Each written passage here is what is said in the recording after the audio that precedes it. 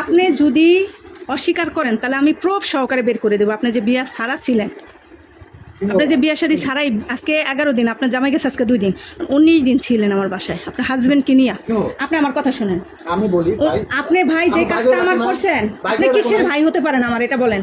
আপনি যেই কাজটা করছেন সেম একই কাজ তার বিয়া করাইলেন, তার মানে আপনি কি দালাল? আমাকে বুঝান।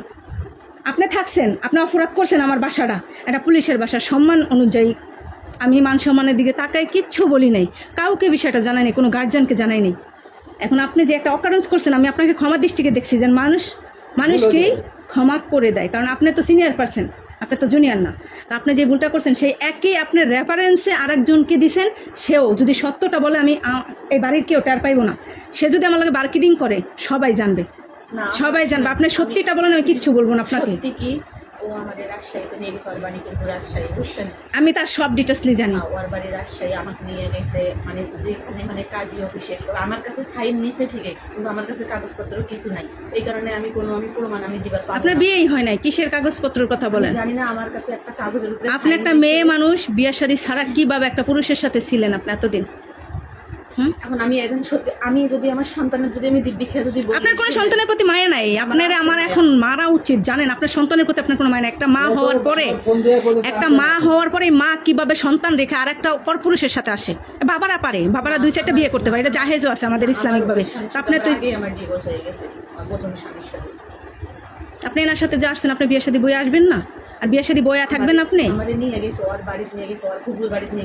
আপনি আমার সাথে একটা মিথ্যা বললেন না, আপনি বাঁচতে পারবেন না। বললাম না, আপনার আল্লাহ খোদা নাই, আপনি আমার সাথে একটা মিথ্যা বললে আপনি বাঁচতে পারবেন না। আপনি যদি একটা মিথ্যা বলছেন না, খোদার কসম আপনার আমি এই রুমেতে নোংরা করে বানাম। আমি যে কি করবো আপনার কোনো জানাই নেই আর ধারণাও নেই। আমি কিন্তু খুব ভালো মাইন্ডের মানুষ, আবার খুব খারাপ মাইন্ডের মানুষ। যে যেমন আমি ঠিক তার সাথে তেমন। আপনার মান সম্মানের কথা চিন্তা করে আমি আমার রুমের ভিতরে ডাইকা নিছি এবং তারে সহকারে আমি কিন্তু রাস্তায় বের করি না আপনাকে। এটা আমার দেখার বিষয় না, সাইন আমি ওনার থেকেও রাখবো, ওটা কোনো সাবজেক্ট না। কাজী অফিসে যাইতে হবে, বিয়ে করতে হবে, তারপর একটা পুরুষের সাথে থাকতে হবে।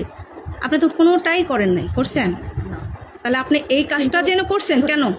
আমার কথা শুনেন, ওই যে আমি ওইটা ভাবছি যে ও তো আমার কাছে কাগজের মধ্যে সাইন নিছে, মানে ও বলছে যে আমার এখানে পরিচিত এক লোক আছে, তো আমি ভাবছি যে এখানে মনে হয় আপনার অন্য জায়গায় বিয়ে হয়েছে, আপনার সন্তান আছে, কয়টা আছে? ছেলে না একটা ছেলে আছে। কত বছর বয়স? 5 বছর একটা ছেলে আছে। আপনি তো আর বাচ্চা না, আপনি তো বাচ্চা না, কচি খুকিও না।